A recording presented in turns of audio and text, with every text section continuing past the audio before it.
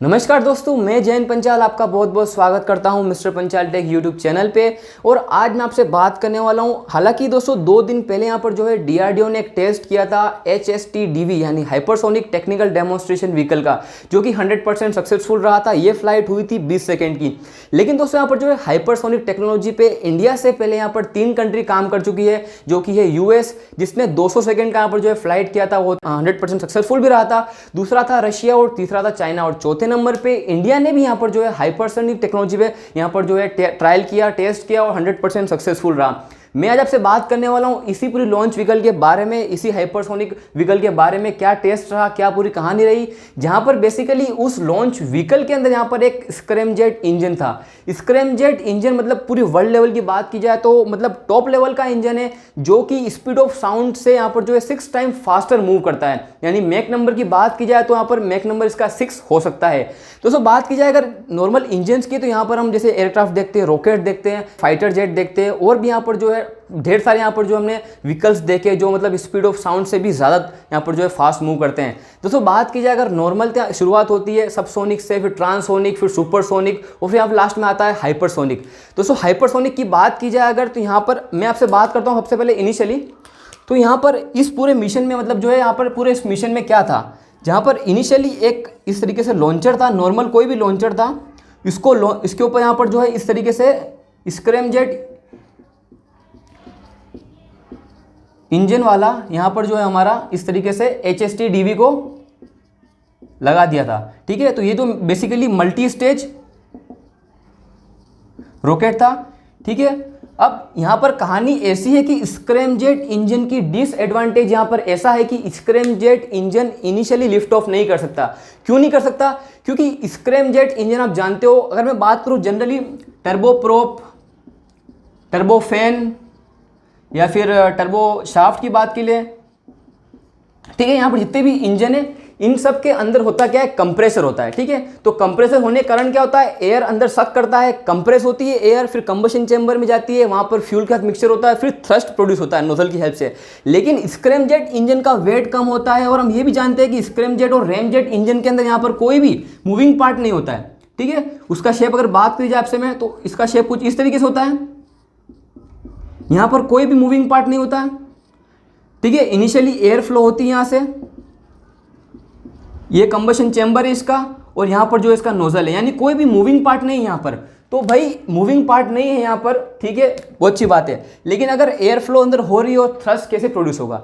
तो इस इंजन को हम इनिशियली लॉन्च नहीं कर सकते। इसके लिए हमको एक एक्सटर्नल एजेंट चाहिए। तो बस यही जो एक्सटर्नल एजेंट है वो हमारा लॉन्चर है। यानी तो ये इनिशियली हमारा जो मल्टी स्टेज रॉकेट है, जहां पर ये हमारा ऊपर जो है HSTDV लगा हुआ है, और यहाँ पर जो है कोई भी नॉर्मल चाहे अग्नि का जो रॉकेट ले लो आप, ठीक है, तो ये हमारा जो निचला स्टेज है। अब इसको हमने लॉन्च किया, ठीक है, अब ये कोई भी एक पॉइंट पे गया ऊपर, और ये जो फर्स्ट स्टेज वो हमारा यहाँ से अलग हो गया, यानी सेपरेट हो गया। ठीक है, सेपरेट आउट हो गया। अब जो हमारे ये जो मेन है HSTDV, वो इस तरीके से यहाँ पर जो है मूव करेगा, और इसका इंजन की स्टार्टिंग हो जाएगी, इंजन स्टार्ट हो जाएगा। अब मैं आपको जनरल बताता हूँ, देखो इसकी हेल्प से मतलब जो है नॉर्मल रॉकेट की हेल्प जो हमने इनिशियली यहाँ पर जो है लॉन्च करने के लिए इसका इस्तेमाल किया, यहाँ तक पहुँच गया एक पॉइंट तक। अब इस इंजन को स्टार्ट कर दिया।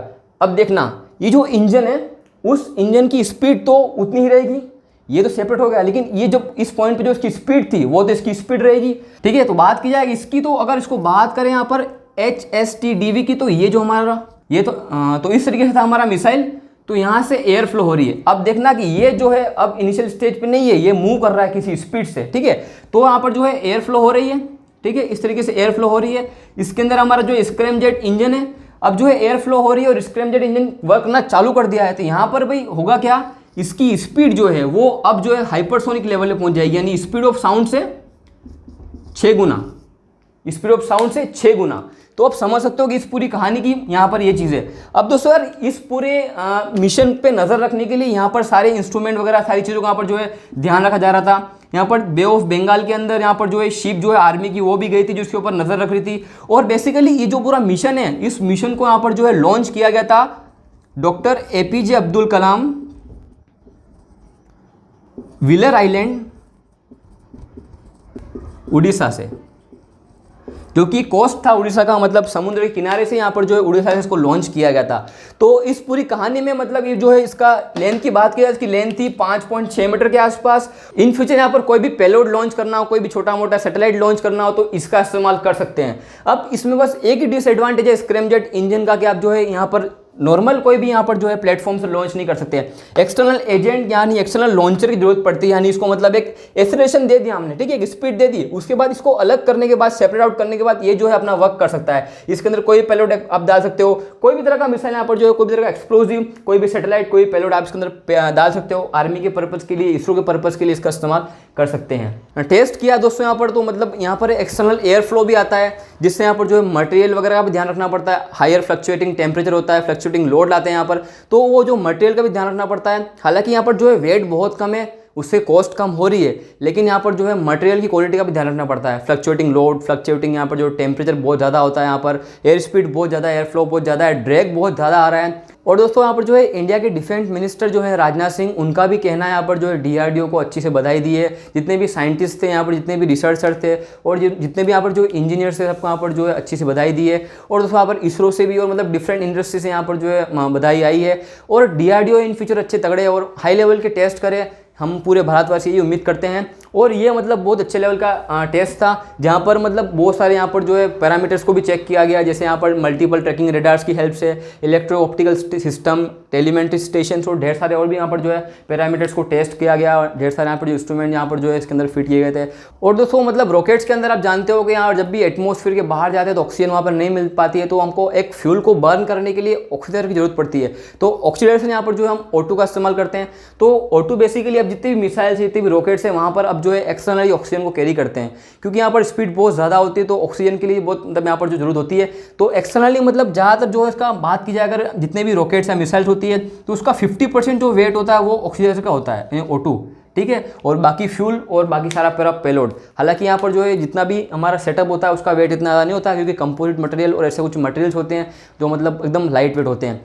तो दोस्तों ये बहुत ही इंटरेस्टिंग टेस्ट था। मैं उम्मीद करता हूँ आपको वीडियो पसंद आया होगा। वीडियो बहुत जल्दबाजी में बन रही है क्योंकि वीडियो थोड़ी सी लेट हो रही है, लेकिन आपका क्या कहना है इसके बारे में मुझे बताओ कमेंट बॉक्स के अंदर। और दोस्तों ये था आज का वीडियो, फिर मिलेंगे। जय हिंद, नमस्कार।